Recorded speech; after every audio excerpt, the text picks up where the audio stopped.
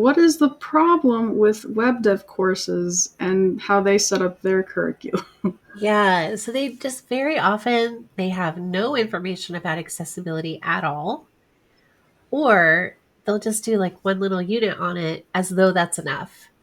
And I think the ideal would be if they had accessibility built into every unit of their course.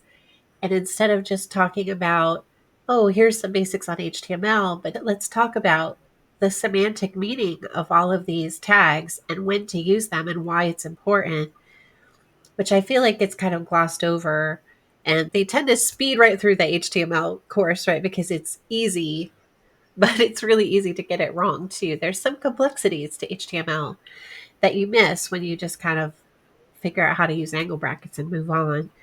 So they're really just kind of missing that whole foundation that should be built into the entire course from start to end. And instead, they either ignore it completely or try to smash it all into one little unit, 3/4 of the way or so through the course is what it appears to be the pattern. I feel like accessibility is really simple because it deals with such simple pieces of the HTML. Like, make sure the label is tied to the field, right? And when you skip over the basics or the simple stuff, that's where you mess up.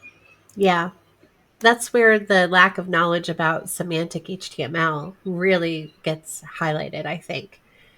And especially for newer web developers who go through a boot camp, right, and jump straight to building something in React, for example, because there are terrible practices being done by React developers who don't even use a button tag, right? They just make a div and put click handlers and things on that. And that does not work with the keyboard by default. You have to do a bunch of extra work to make it work with the keyboard. And you're really better off just making it a button than trying to make a div work.